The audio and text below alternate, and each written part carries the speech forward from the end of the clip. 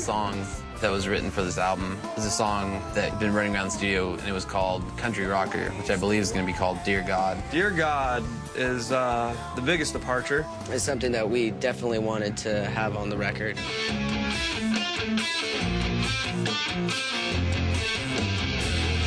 We've been listening to just a vast variety of music, and country being one of the biggest ones, so we went in that route. The original riff was written by Brian. I had a riff, and it was very country-esque, and so we were like, well, let's just try that out. And then I was drunk on vodka in Big Bear when we decided to go right up in Big Bear, and we were thinking about this song and laying down melodies, and I picked up a guitar, and it just kind of flowed, the melody and the verse, and I wrote the chorus right there on the spot. I wanted to fill up the speakers sonically, but not without using electric guitars and making it like just kind of dense sounding. We had some great musicians on that track. We brought Shauna Crooks in from Music Mafia. We brought her in to sing on that song because we thought it'd be a cool little country flavor to have her on it. In the beginning, and then you kind of break off on those things. Cool.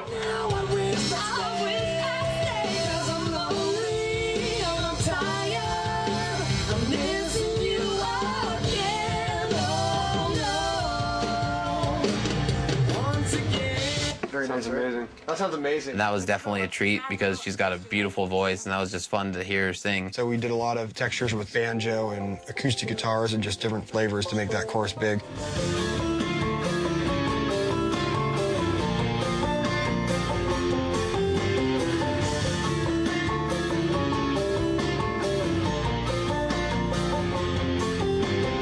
We brought in, pedal steel.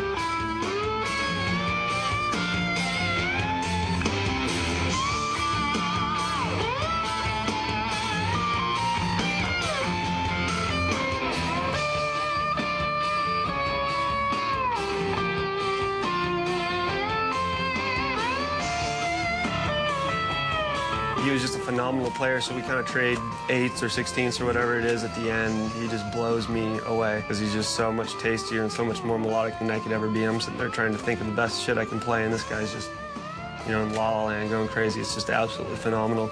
He's using every appendage of his body to make that thing work. And he's doing a volume swell. Yeah. And he's kicking in the distortion. It's crazy. Sin plays it fucking flawlessly with such great feel. That's one of the things that I'll always be envious about. He plays with so much feel that he could play any style of music. You can actually hear just everything that we're feeling coming across the way that he plays the notes and stuff, and I think that's really cool.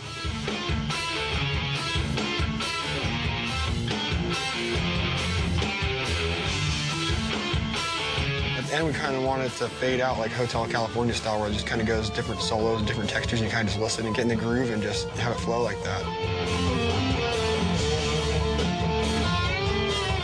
But this song was just made for when you're driving down the highway, just a long journey, just to put your mind at ease, sort of. A road song. It's about being away from people that you miss and love and wanting to get back home to them and just being alone and lonely. I know a lot of people feel that way a lot of the time when they're on the road. Just kind of the whole journey of writing the album, it's kind of, a finishing point, just to kind of relaxing into the madness that's going to be the album. We've always had our slower, more ballad songs, like Seize the Day or I Won't See You Tonight. And I think we really captured a lot of cool things and tried a lot of new things with that song. And I think you're probably going to hate it. So fuck you. Just kidding. I tell you, I love all these guys, man. I tell you, they're great. The Jimmy's. He gets a couple drinks in him, he touches me, places. I mean, come on, man. He's a wild guy. And the Johnny, shit, man. The guy fucking farts worse than my fucking... It's like sulfur. Shit. It's sulfur. You want to tell us a little about what you did on the record exactly, besides write, produce, conduct? I mean, what else did you do? I heard there was a lot of vocal comping going on here, and... Well, I comped your vocals, Shadows. You did a great job. Like I said, the yeah, it's very great, very cool, I love that shit. And I'll tell you something right now. This is... just between, me, you, and, the kids that are at the home. The Gates, man, he did not play a couple solos, if you know what I mean. I just, late one night, I play guitar. You play guitar too, huh? That was you. Well, I wanted to thank you personally for making our record better than it would have been.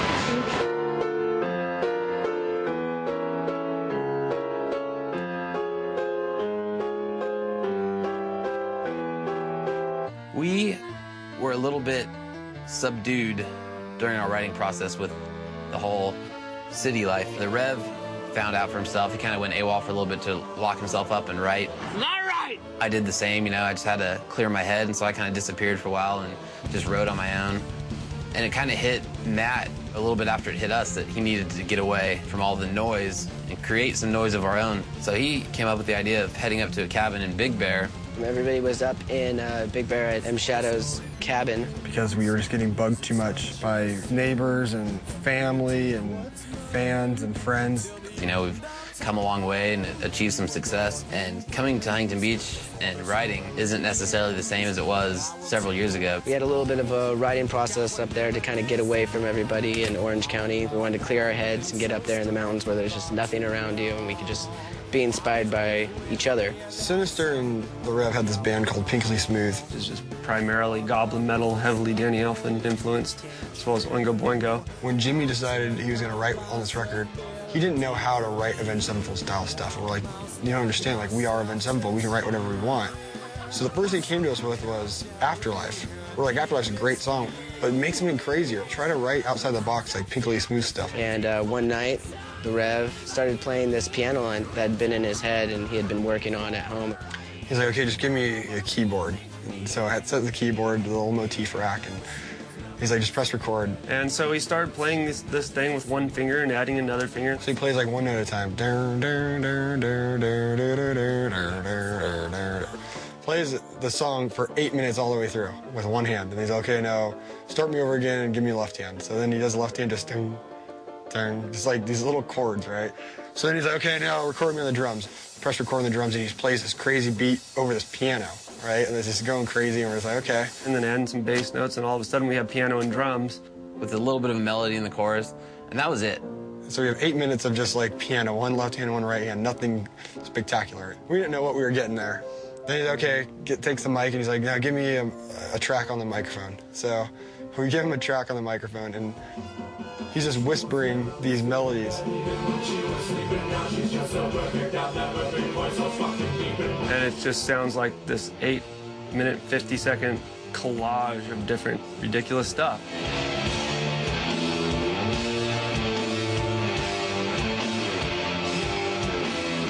When I first heard it, I fucking had no idea what to think. I thought, okay, well, this is cool. The Rev's crazy, you know. What? Whatever, we got other good songs that are gonna be on the album. Matt just heard this piano and the melody that Jimmy was singing, flipped out. It was like #1 on Matt's list to make sure this thing happens. I just didn't get it. No one really wanted to work on it because it's this big ordeal to work on. Even at one point, Jimmy came to me, he's like, we shouldn't even record Big Bear, I don't even want to record it. When we went to record it for real, and I was like, dude, gotta record Big Bear, dude. If not for any other reason, but I want to listen to it. Matt wasn't having it. He was adamant that we needed to let Jimmy just do what he was gonna do, and we all just needed to work together. Yeah, turn up one of the tracks. Yeah. It was really very different from anything we've done. Jimmy, who's a mastermind, was thinking at 1,000 miles a second about these cool melodies and the storyline and writing lyrics for this thing. Must have stabbed her 50 fucking times, dude. It's such a cool line, dude, when he sings it. The Rev got these lyrics that were kind of twisted and funny at the same time.